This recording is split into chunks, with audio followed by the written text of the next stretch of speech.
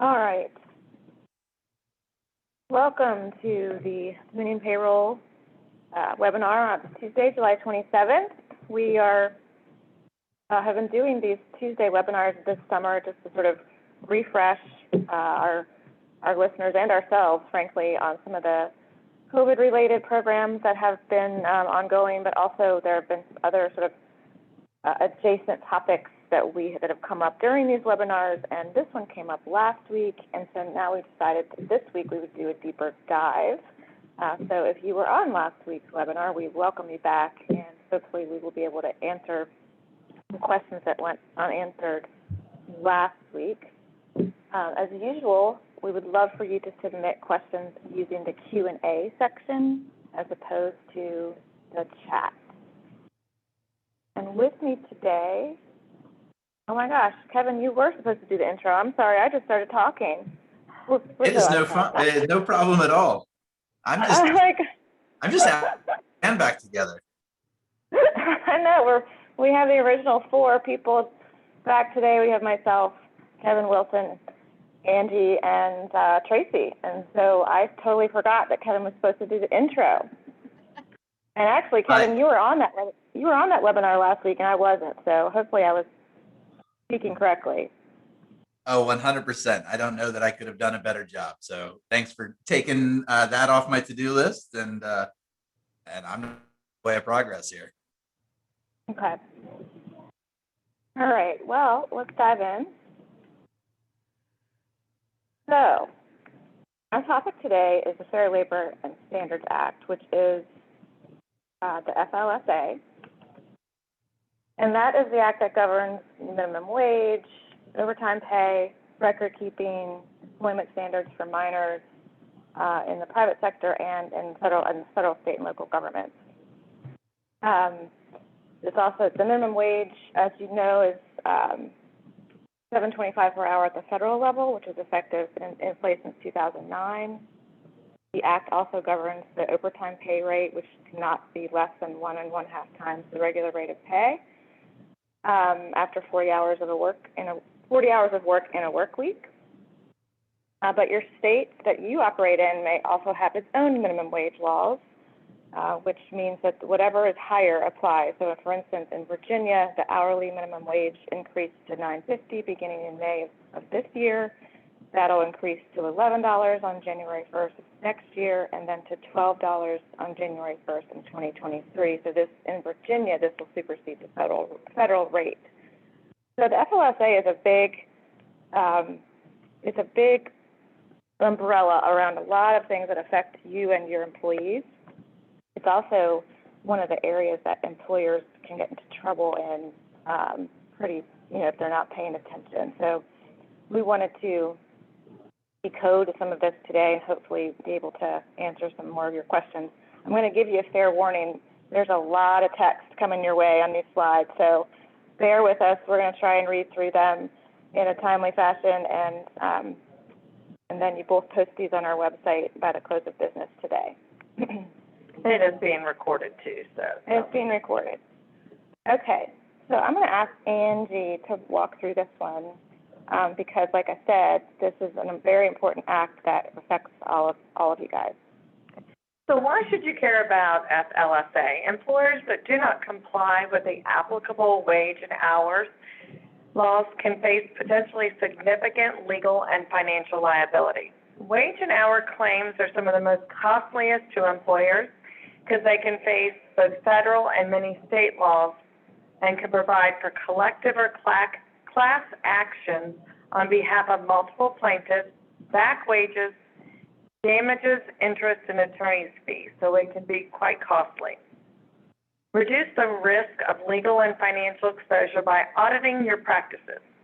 So payment of minimum wage and overtime compensation, including understanding what time is compensable and how to properly calculate overtime pay.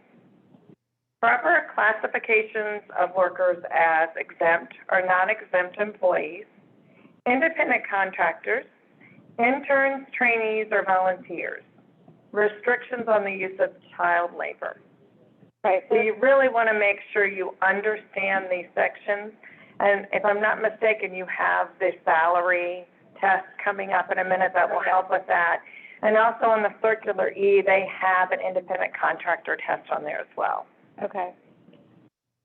And I know this is not on here, Angie, but if listeners are our clients and are using iSolve, the system can help them and make sure that, like, once we get it set up correctly with the right rates, then the system calculates the overtime. It does, and it also, if you're using the job tables portion, you can set up a job to be exempt or non-exempt, so it can also help manage that, so you're not willy-nilly just assigning somebody to it.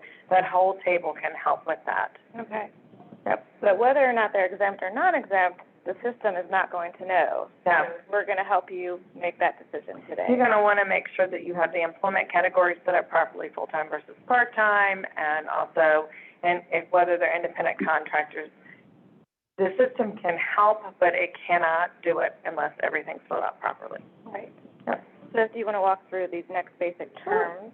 Okay, so basic terms, classification. We just mentioned exempt. It's an individual who is exempt from overtime provisions of the FLSA because he or she is classified as an executive, professional, administrative, or outside sales employee and meets the salary test and the duties test, which we'll be going over in a minute. Certain computer professionals may also be exempt with some limited exceptions. Exempt employees must be paid on a salary basis. Hours are typically not tracked. Non-exempt.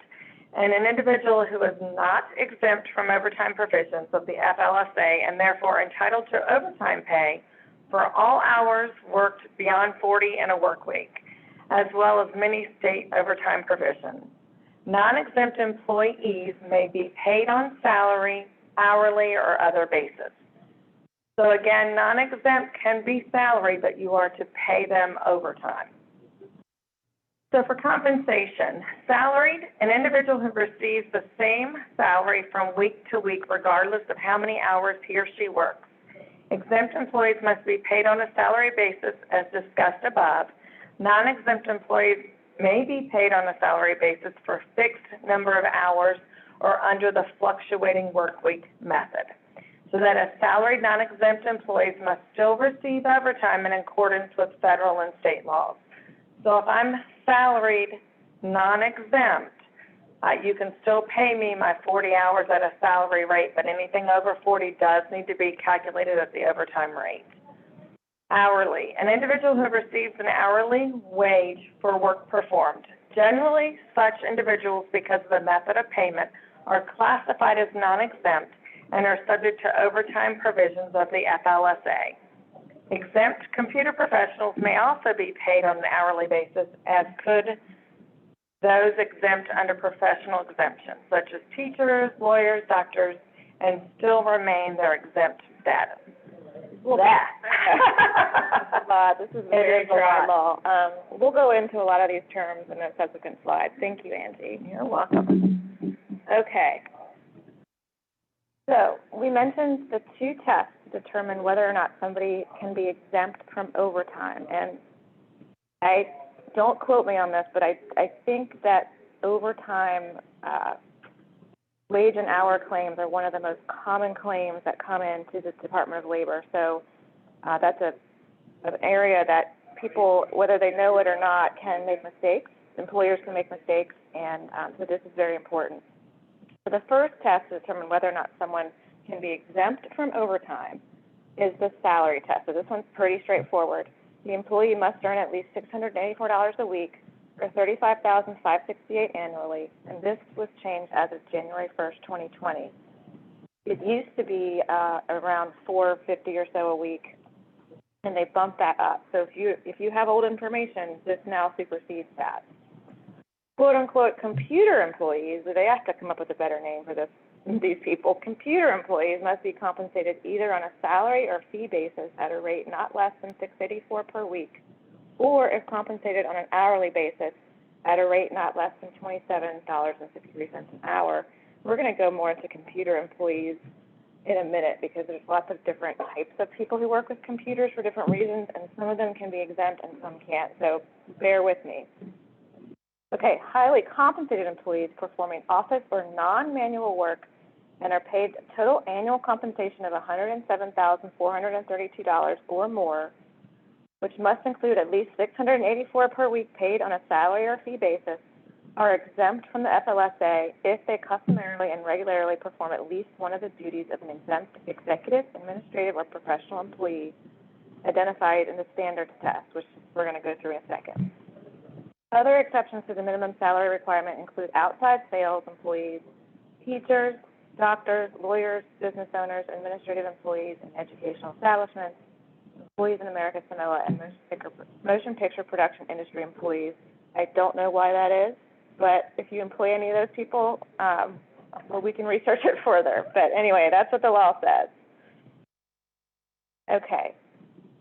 Computer employees, there's a whole section about computer employees. Again, because computers are so pervasive in our lives, you could have somebody entering data into a computer, you could have somebody actually programming a computer, you could have somebody fixing a computer. So what they're trying to do here is sort of parse that out. Basically, they can be exempt if they're earning that $684 per week or $27.53 an hour, but they also must have sort of what I would call sort of a higher level computer type job, like a systems analyst, a programmer, a software engineer, or other similarly skilled worker in the computer field. So you can see the bullets here, and they get pretty specific about what types of computer-related activities this person should be doing in order for them to be exempt from overtime. They're trying to protect the people who are doing less skilled computer work from not earning overtime if you work them more than 40 hours a week.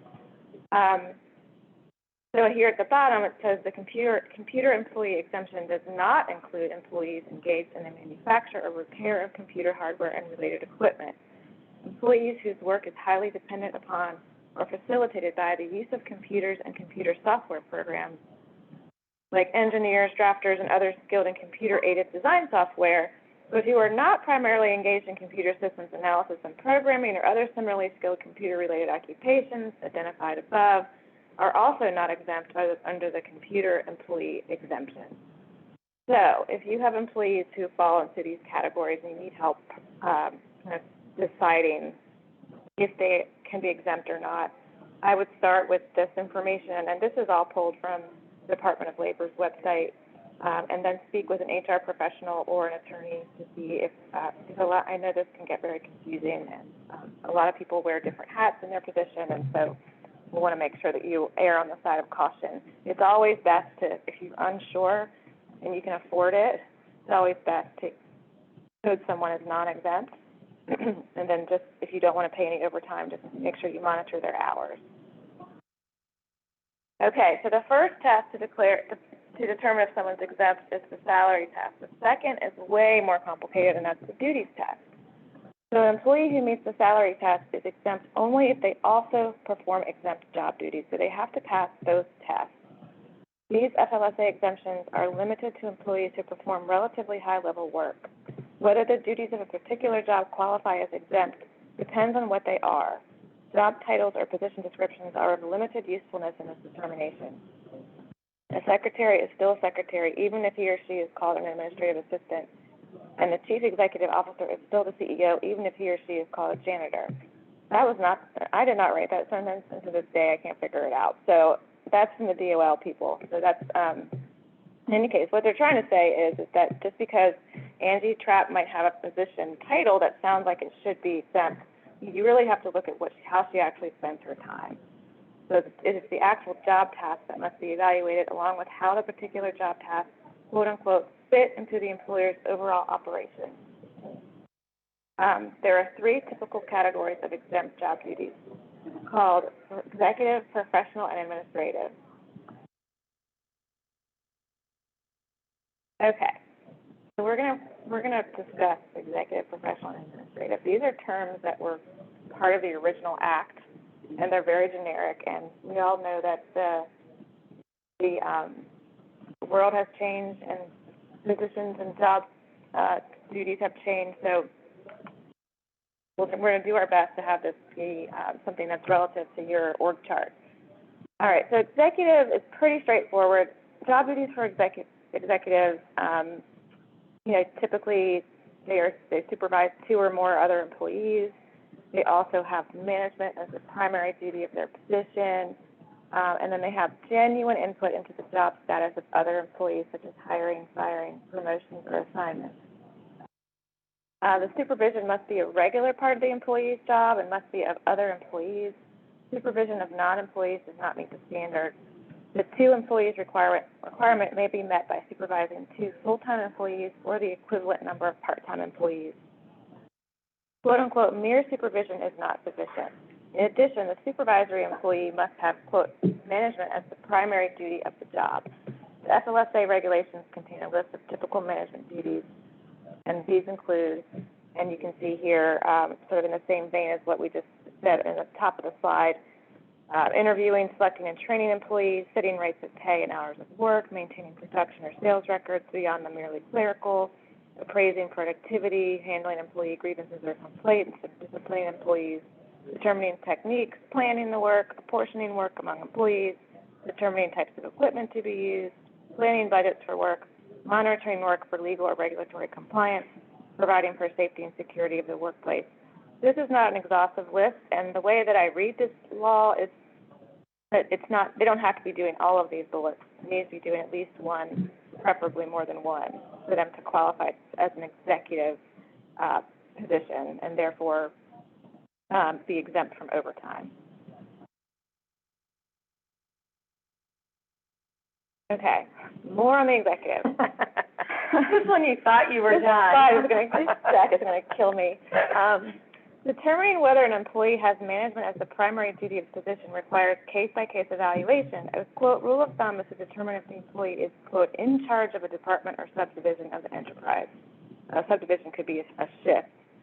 One handy clue might be to ask who a telephone inquiry would be directed to if they called and asked for, quote, the boss. Typically, only one employee is in charge at any particular time. Now, keep in mind, listeners, that this is a generic description and not, it might not apply to your workplace, or it might. Thus, for example, if a sergeant and a lieutenant are each at work at the same time in the same unit or subunit of the organization, only the lieutenant is in charge during that time. An employee may qualify as performing executive job duties even if they perform a variety of regular job duties as well. For example, the night manager at a fast food restaurant may in reality spend most of the shift preparing food and serving customers. However, they are still the boss, even when not actually engaged in active bossing duties.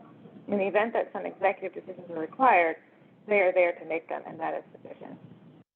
The final requirement for the executive exemption is that the employee have genuine input into personnel matters. This does not require that the employee be the final decision maker on such matters, but rather that the employee's input is given particular weight. Usually it will mean that making personnel recommendations is part of the employee's normal job duties, that the employee makes these kinds of recommendations frequently enough to be a real part of the job, and that higher management takes the employee's personnel suggestions or recommendations seriously. Okay, so that's the executive category. To be fair, with the executives, I think that most people are going to be able to figure out if somebody's an executive and that they're exempt. That one's not that hard. Some of these other ones are a little more difficult, but I think that one's sort of self-explanatory. Yeah, professional and administrative are a little bit more gray, but that's a good point, Tracy. Executive should be the easier one for you all to determine. Okay, the job duties of the traditional learned professions are exempt. These include lawyers, doctors, dentists, teachers, architects, clergy. Also included are RNs, but not LPNs, accountants, but not bookkeepers, engineers who have engineering degrees or the equivalent and perform work of the sort usually performed by licensed professional engineers, actuaries, scientists, but not technicians, pharmacists, and other employees who perform work requiring, quote, advanced knowledge, similar to that historically associated with the traditional learned professions. Professionally exempt work means work which is predominantly intellectual, requires specialized education, and involves the exercise of discretion and judgment. Professionally exempt workers must have education beyond high school and usually beyond college in fields that are distinguished from the mechanical arts or skilled trades. Advanced degrees are the most common measure of this, but are not absolutely necessary if an employee has attained a similar level of advanced education through other means and perform essentially the same kind of work as similar employees who do have advanced degrees. Some employees may also perform, quote, creative professional job duties, which are exempt. This classification applies to jobs such as actors, musicians, composers, writers, cartoonists, and some journalists. I don't know what that means either. It is meant to cover employees in these kinds of jobs whose work requires invention, imagination, originality, or talent to contribute a unique interpretation or analysis. Identifying most professionally exempt employees is usually pretty straightforward and uncontroversial, but this is not always the case. I love how they write these laws. I know. Whether a journalist is professionally exempt, for example, or a commercial artist, will likely require careful analysis of just what the employee actually does. Job titles, job descriptions. Yes. If you don't have them, you should definitely get them written. So professional, they named some specifics here, and again, this original piece of legislation was written in the 20th century. It's now the 21st century, and the atmosphere, the landscape has changed a little bit. So A little? a lot. So you could be an exempt employee and not have an advanced degree, and they say that, they admit that here. It's not just, oh, she has a master's degree, she's automatically exempt. It really depends on how she is spending her time. Okay, the administrative one. This is the one that Tracy and I chatted about and tried to sort of make sense of for our own selves, and so we think this is the murkiest. So let's see how this reads. The most elusive and imprecise of the definitions of exempt job duties is for exempt administrative job duties. The regulatory definition provides that exempt administrative job duties are office or non-manual work, which is directly related to management or general business operations of the employer or the employer's customers, and a primary component of which involves the exercise of independent judgment and discretion about matters of significance. So it's designed for relatively high-level employees whose main job is to, quote, keep the business running. A useful rule of thumb is to distinguish administrative employees from, quote, operational or production employees. Employees who make what the business sells are not administrative employees. Administrative employees provide support to the people who make what the business sells. They are staff rather than line employees. Examples include labor relations and personnel or human resources, payroll and finance, including budgeting and benefits management, records maintenance, accounting and tax, marketing and advertising, as differentiated from direct sales, quality control, PR, including shareholder or investment relations and government relations, legal and regulatory compliance, and some computer-related jobs, such as network, internet, and database administration. So that middle sentence there about the employees that are employees who are making what the business sells are not administratively exempt. The people who support the people who are making what the business sells. Okay. Drilling down a little further. Exempt, right? I mean, they're not always exempt, but that definitely puts them in consideration. I think that's the gist of that. Right. I think it depends on what you're selling. I mean, if it's an engineer or a software developer who's making what the business sells, then I would think that they would qualify for that computer exemption. Yeah. But if they're the engineer is under professional, I think. Right. So they would fall into the two categories, and maybe they're even the CEO. Maybe they're the founder. I mean, I have a couple clients where the founder is the owner, and founder is the actual software developer. So they might hit all three categories. No, that's a good point. I think, if somebody's a line employee making widgets, then this act is protecting them from not earning overtime. Right. Okay. The staff or support work must be office or non-manual and must be for matters of significance. Clerical employees perform office or non-manual support work but are not administratively exempt. Nor is administrative work exempt just because it's financially important, in the sense that the employer will experience financial losses if the employee fails to perform competently. Administratively exempt work typically involves the exercise of discretion and judgment with the authority to make independent decisions on matters which affect the business as a whole or a significant part of it. You could ask questions like whether the employee has the authority to formulate or interpret company policies, how major the employee's assignments are in relation to the overall business operations, buying paper clips versus buying a fleet of delivery vehicles, for example, whether the employee has the authority to commit the employer in matters which have significant financial impacts, whether the employee has the authority to deviate from company policy without prior approval. So here's an example they give. A buyer for a department store. They perform office or non-manual work, and they're not engaged in production or sales. The job involves work which is necessary to the overall operation of the store, which is selecting merchandise to be ordered as inventory. It's important work since having the right inventory and the right amount is crucial to the overall well-being of the store's business. It involves the exercise of a good deal of important judgment and discretion, since it is up to the buyer to select items that will sell and at sufficient margins to be profitable. Other examples might be planners and true administrative assistants as differentiated from secretaries with fancy titles. Any comments on this, guys? Is this sort of clear as mud? I feel like it's getting there.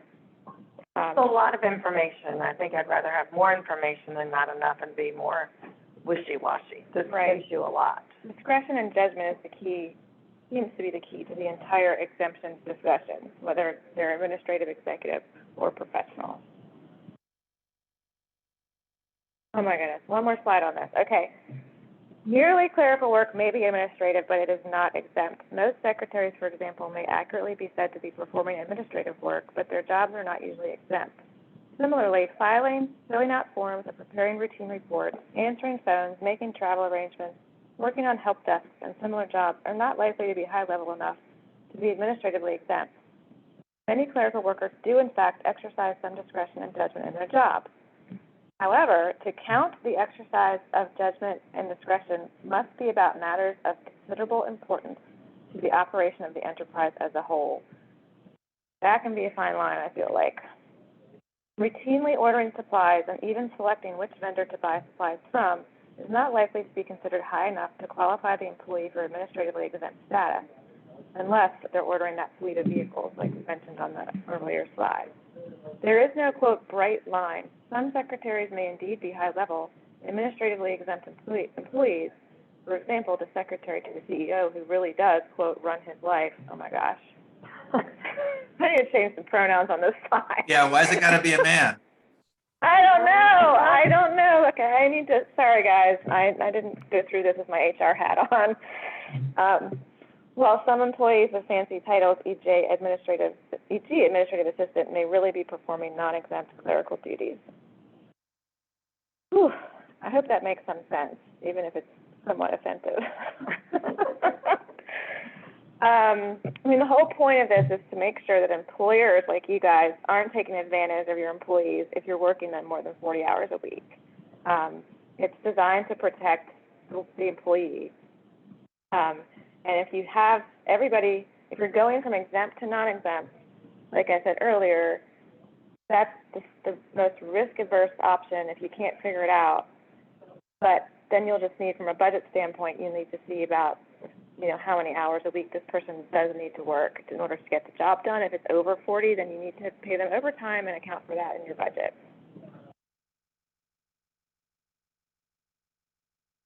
Okay.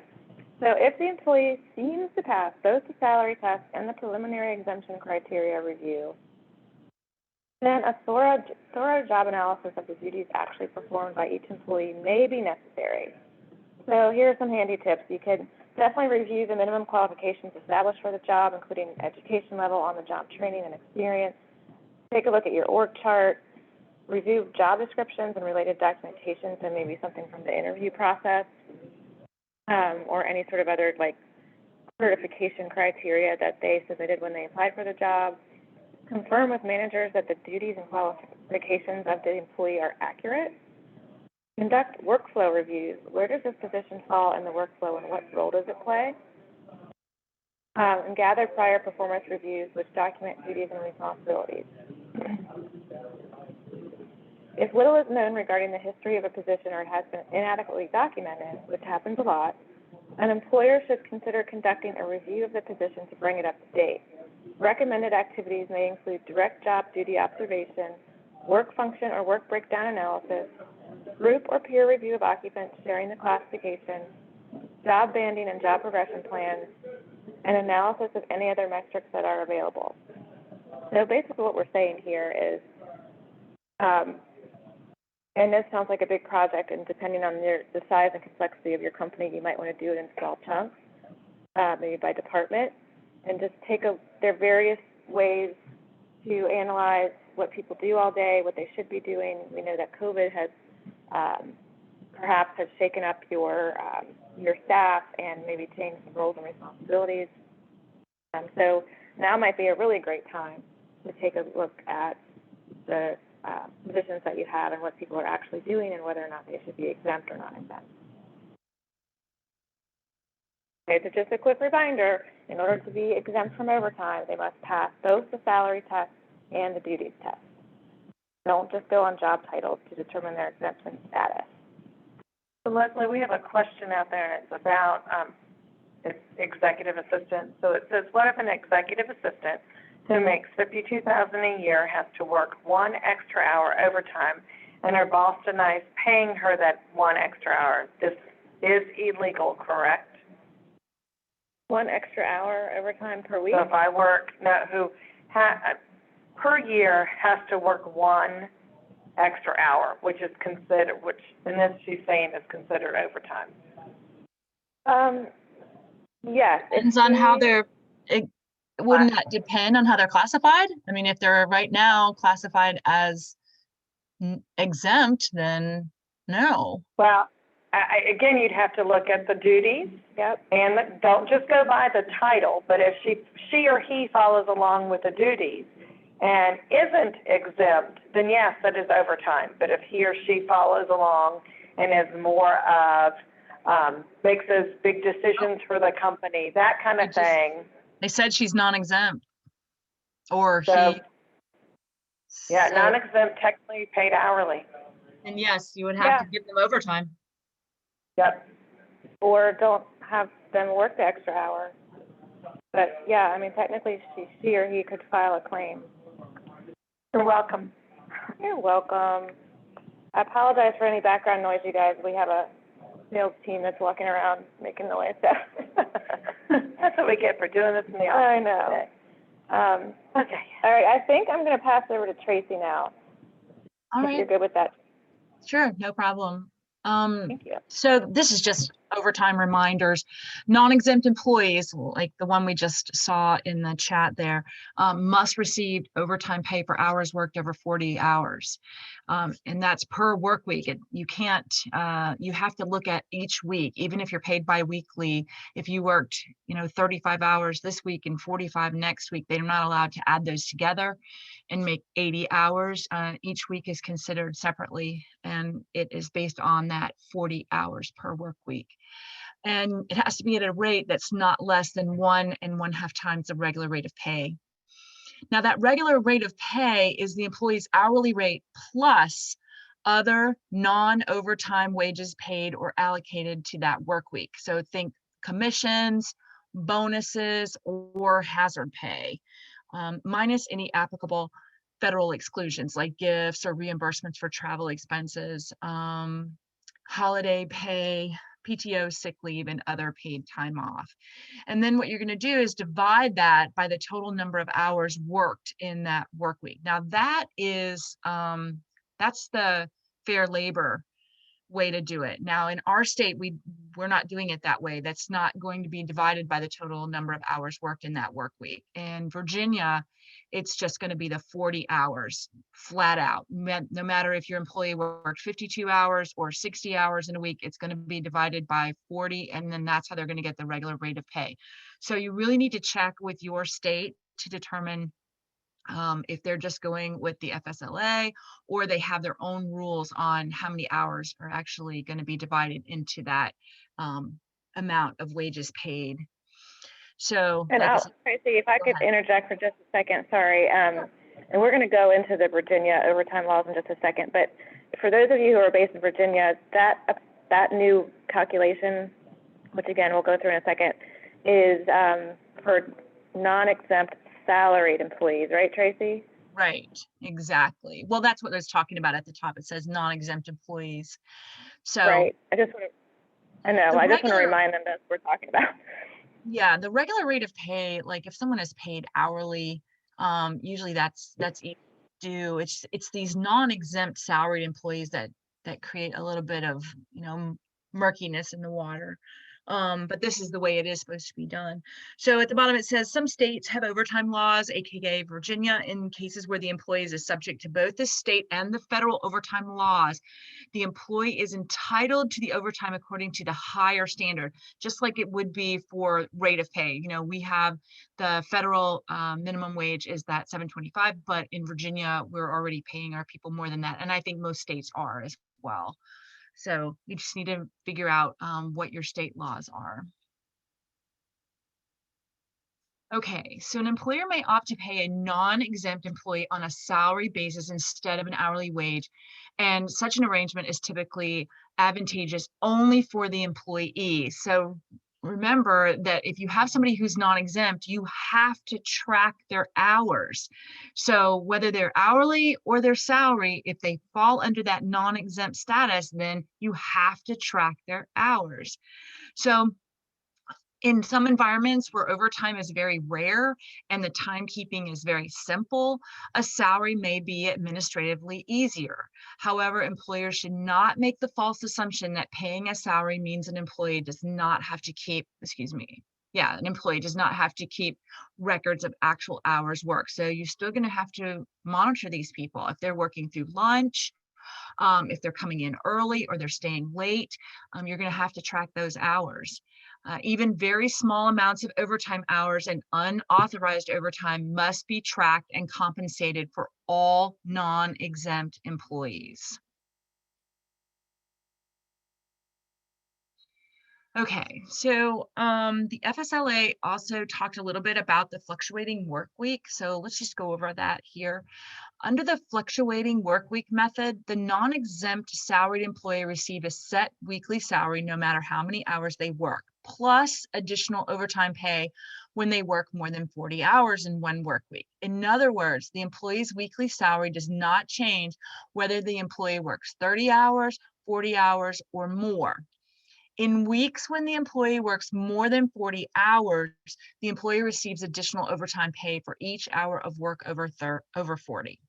So under the federal fluctuating work week method, overtime pay is based on the average hourly rate produced by dividing the employee's fixed salary and any other non-excludable additional pay by the number of hours actually worked. Remember, this is the FSLA.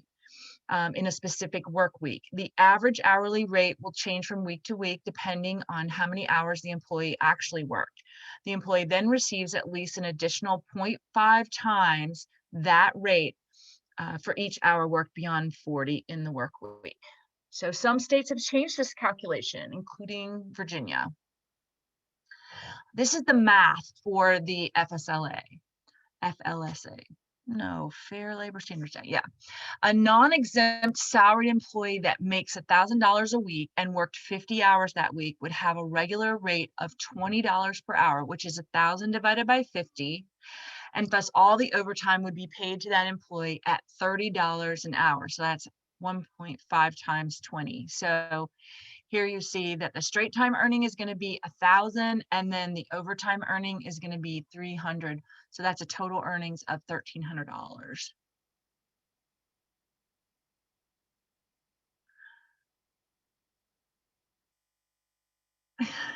Okay. We got a little sorry about that here. We would have hurried this along. What is happening? My hands are frozen. It's so cold in this conference room. Anyway, go ahead. Okay.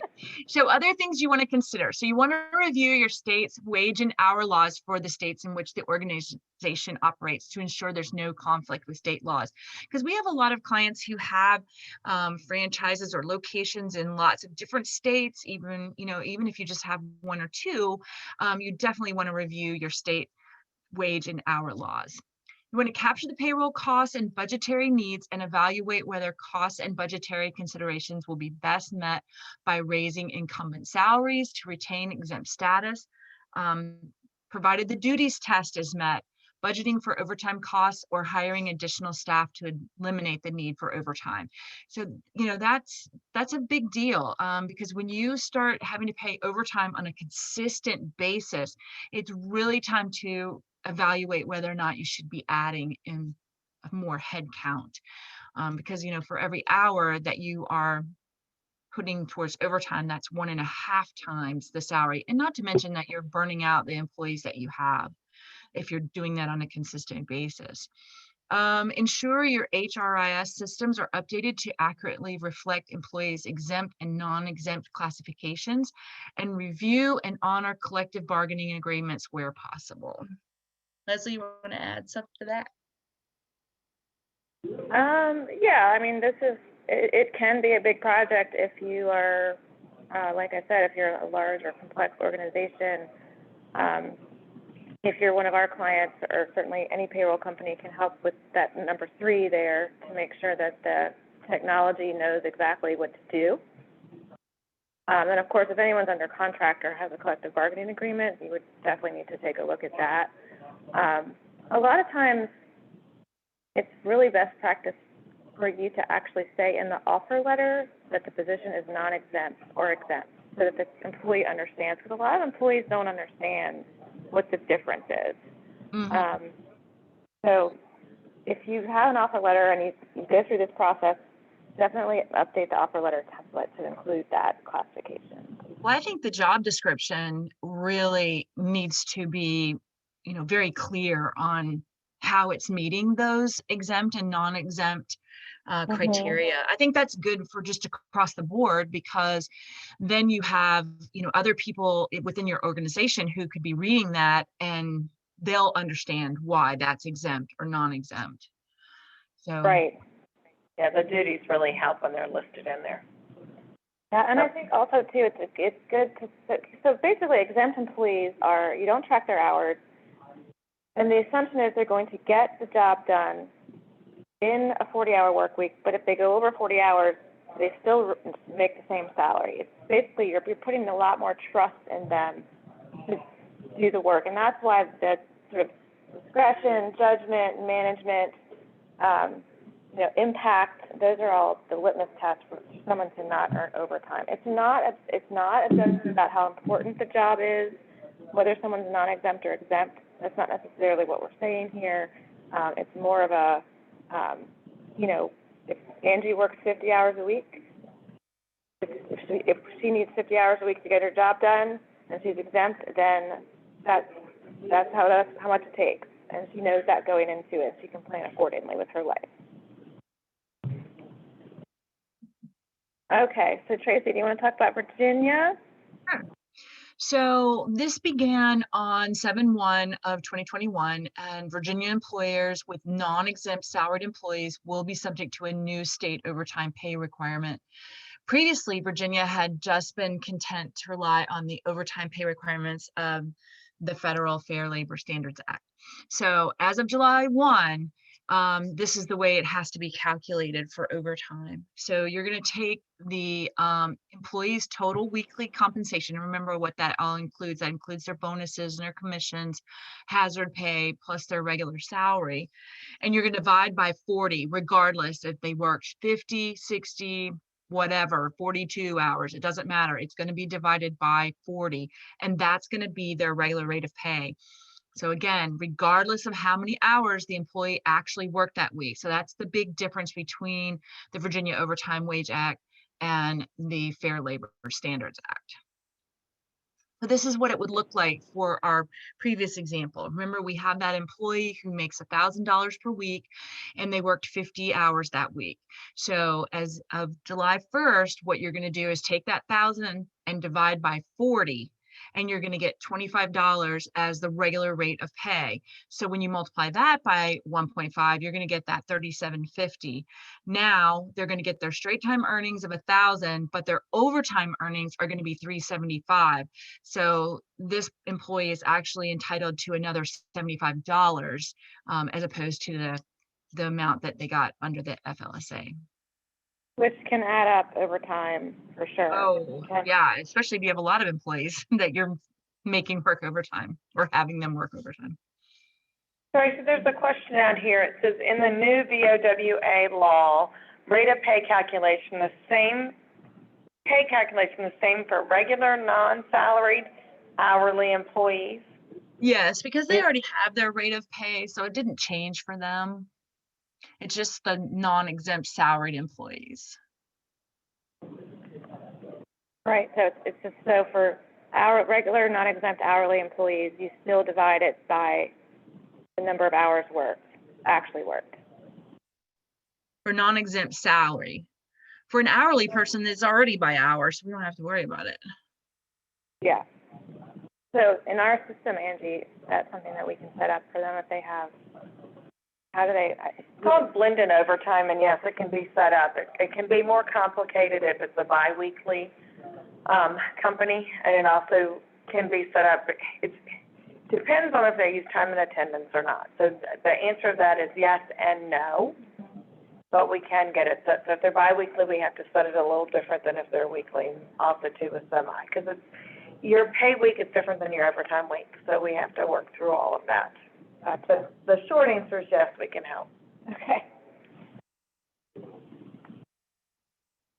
Okay. So these were the three ways that the Virginia Overtime Wage Act differed from FLSA. So changing the calculation of the regular rate of pay, which I just showed you for non-exempt salaried employees. It gives employees 3 years to bring lawsuits from the date of the violation, regardless of whether the violation was willful. And then it also omits good faith defenses for employers and providing for potential triple damages and interest. So they've increased the penalties. They've made it more, I don't know, what do you call that? Employee favored Yep. for lawsuits. So just make sure that you're doing the right thing by the employees and the law. Yeah, they definitely are not messing around now with this, because it used to be, I think as the FLSA at the federal level, if you could prove that you didn't willfully violate the overtime law, then you'd catch a break. But now they don't, in Virginia anyway, they don't really care. Wait, I think I have a couple more slides on this.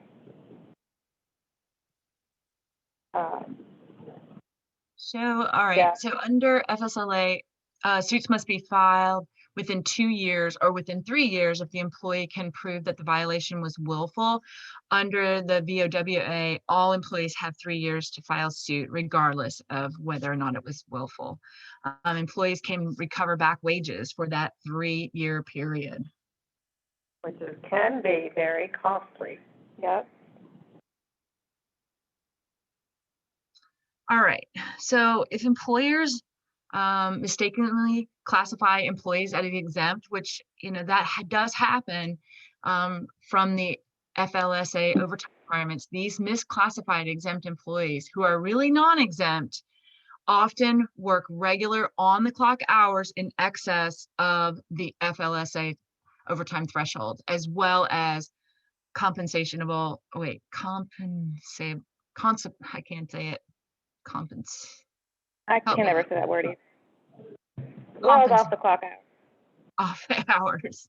Employers may fail to identify, record, or compensate off the clock hours spent by employees performing compensatable, I think it's something like that, compensatable, that's right, job-related activities. Examples: employees may perform a variety of potential compensatable job-related activities during their off-the-clock time, such as taking work home, receiving job-related phone calls at home, working through lunch, which I think is a big one, working before or after regular shifts, taking care of work-related equipment. I mean, a lot of people, will come in prior to work or stay a little bit after to do things to just get ready for the next day, but that really shouldn't be on their own time.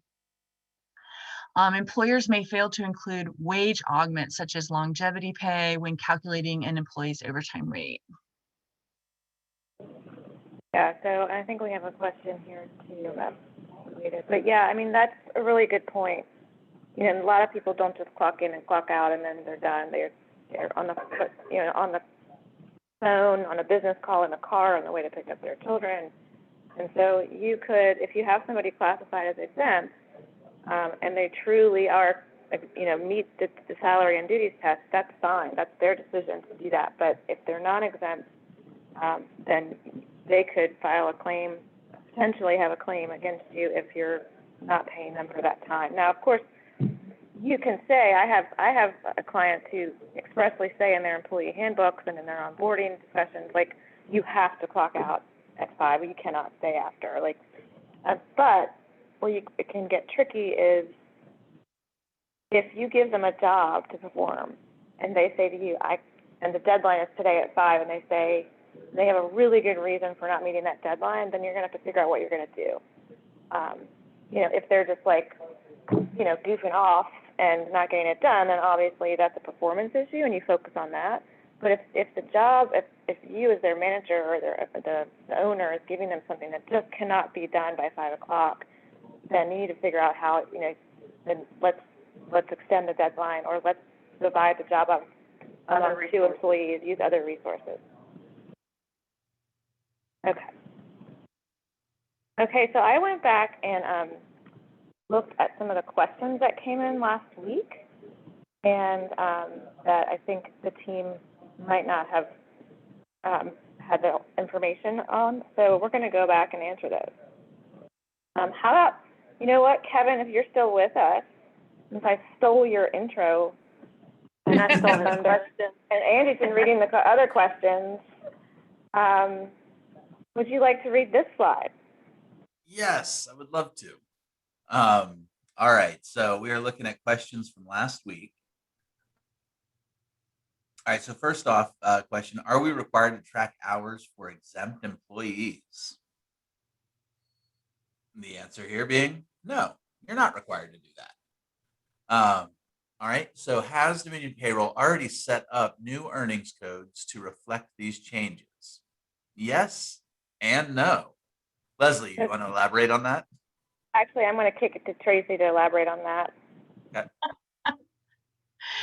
So, yes, it's already in there if you just have regular earnings like salary. But if you have extra things like bonuses and commissions and things like that, they're not in there, and you will have to call in to get that set up. And that's what Angie was talking about earlier about the blended overtime. You don't need it if you never have those earnings, though. And we do have some clients that were proactive on this and did do the blended overtime, but you still need to check your calculation based on the new law. All right. Let's see. So how is exempt determined? Is this changed by the Virginia overtime? And I'm gonna toss to you guys for explanation on see above and no. I know. See, this is so fun. So yeah, I mean, this question right here is why today's webinar exists. Essentially, we saw this question and said, you know what? Let's just. It's a tricky topic. So now you have hopefully the answers to that question, and the answer to the second question is no. Exempt VOIA does not change the exempt or non-exempt duties or salary tests. Okay. So one question from last week was, can you give examples of differences between exempt and non-exempt based on job title? And that was included in the lengthy description, sort of at the top of the hour here. And I will just sort of say that we will have this up on our website, dominionpayroll.com, for you to review those. Link or resource. Yes, check out the PDF link just below this presentation once it it is posted on our website by close of business today. Leslie or Tracy, do you want to tell us what that resource is going to look like? Yeah, it's a kind of an employer's guide to the FLSA and determining exempt and non-exempt. The information that I find the most helpful, the PDF is helpful. If you still want more information and you need help determining your classifications, the Department of Labor has, it's a lengthy website, but they do have some pretty good fact sheets. Or consult your local HR professional or employment attorney, and it's worth it if you need to invest some money in getting this right so that you don't get in trouble down the road. Now, a really All interesting question has come in through the Q&A. I want to go ahead and tee it up and get you all the way in on this. Okay. So Anonymous has asked, and bear with me here, all of our employees are salaried, whether sales, administrative, office, or warehouse, and we have 20 plus employees. We watch the time through clocking in, but pay a set monthly salary, same amount each month. We have a generous bonus program that is both subjective and objective. We also pay a substantial portion of health care. Every employee does better on this model than they would a flat hourly rate. Calculating overtime each week or month, because we pay monthly, nobody makes less than $19 per hour, and the bonus adds a minimum of an additional $240 per hour when annualized. I do not feel like we are exploiting any FLSA violation in spirit, but looking at this presentation tells me we are violating all kinds of regulations. Only a quarter of our employees are exempt from what I see. What would you advise we do? Lot to chew on there. Yeah. So you are paying, okay, if I'm understanding this correctly, we watch the time through clocking in, but pay a set monthly salary, bonus program, but there's no, okay, so you're calculating overtime. They're not, I see, so you're not paying overtime, they're paying bonus.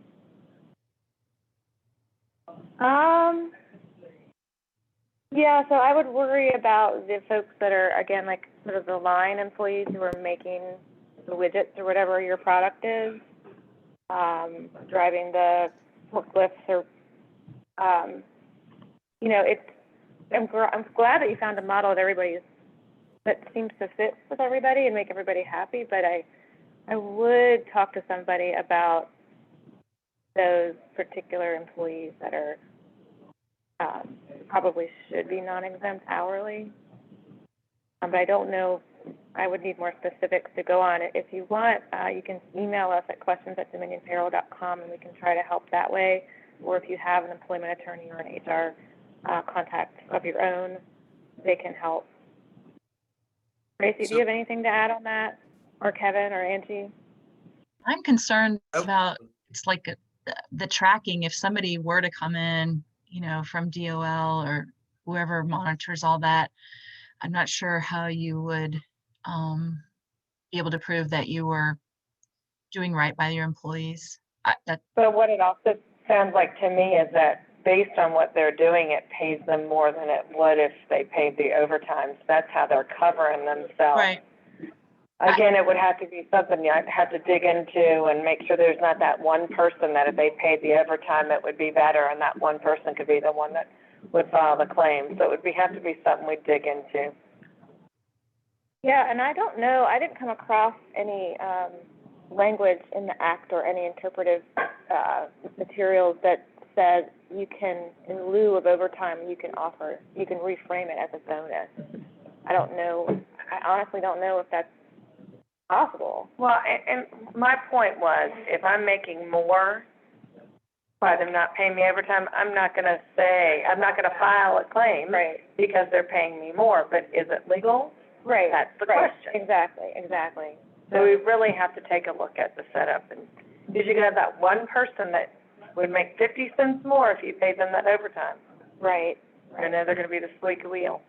Yeah, so hopefully that's sort of helpful, Anonymous. Leslie, And let me then also Wayne? just pose something here from an administrative standpoint for this employer.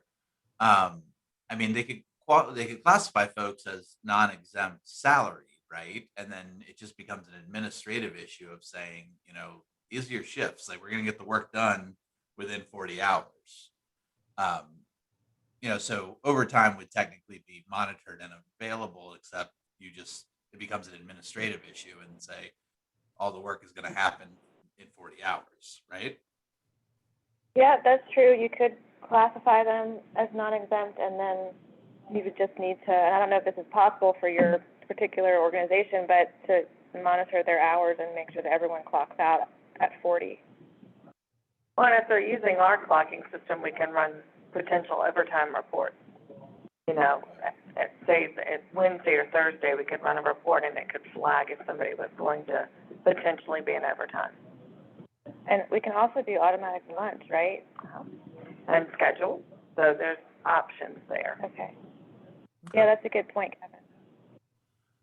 Well, Anonymous, if there is some gray area in our response there, go ahead and send us a note at questions at Dominion Payroll, and we may be able to dive into some of your specifics and give you a bit of a hand there. One last question in the Q&A comes from Wayne, asking what compensation forms are applicable toward meeting the $35,568 threshold under the salary test method: bonuses, sales commissions, etc. There is some specific language for sales employees, which unfortunately I didn't go into too much today.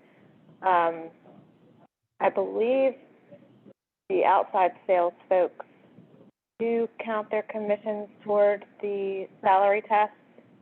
I think it's like a 10% rule though. I just looked it up and I just see that the 10% rule says the final rule does contain provisions that allow employees to count some bonuses, commissions, and other non-discretionary incentives toward a minimum salary level.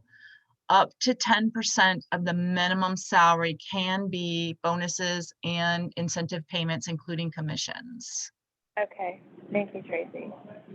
So if you have a sales team, you're going to want to look into that because it's definitely a different category, and I should have done a slide on the sales exemption. But it looks like there's some language out there on the DOL website, and then if you can't find it, just send us an email at questions@dominionpayroll.com, and we'll find it for you. Well, guys, I didn't see any more questions in the Q&A. All right. We are excited to have spent this hour with you talking about this very important topic. It's not the world's most exciting topic, but it definitely is important. And we will have these slides and this recording up on our website at dominionpayroll.com by the close of business today. Everything is still under the COVID-19 resource moniker, but even though this isn't necessarily COVID related, we just haven't changed the name of the page yet. So that's where you go. And if you need anything from us, we are here at questions@dominionpayroll.com. Hey, Tracy? let me just say this. I just looked up that on the DOL. It said outside sales exemption. The employee's primary duty must be making sales or obtaining orders or contracts. The employee must be customarily and regularly engaged away from the employer's place of business. The salary requirements of regulation do not apply to the outside sales exemption. So there is a lot to go on. You should look that up.